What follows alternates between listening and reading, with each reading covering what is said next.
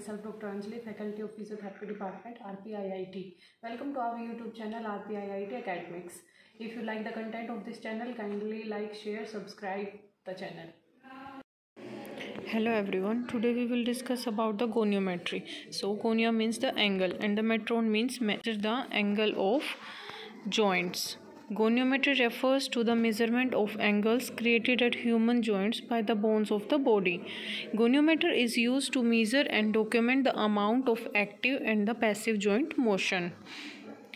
Now we will discuss about the uses of goniometry. Goniometry used to help in determine the presence or absence of impairment, helps in establish diagnosis, helps in develop prognosis, treatment goals and the plan of care, evaluate progress or lack of progress of treatment, helps in modify the treatment, motivate the subject, research the effectiveness of techniques, choose orthosis or adapt.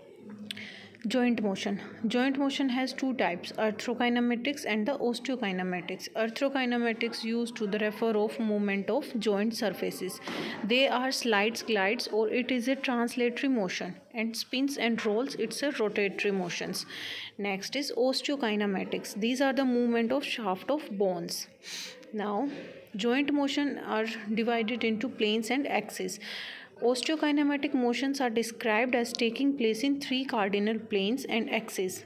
Planes, sagittal plane runs from anterior to posterior of the body, and the movement occurs is flexion and the extension in mediolateral axis.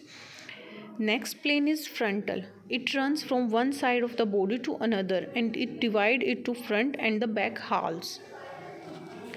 The movement occur in this plane is abduction and the adduction, which occur in antero-posterior axis. Next is the transverse plane.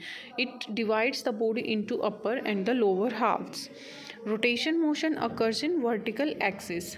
Next, what is the range of motion? Range of motion is a motion which occurs at a joint or series of a joint. The starting position for range of motion is the anatomical position, except rotations in transverse plane.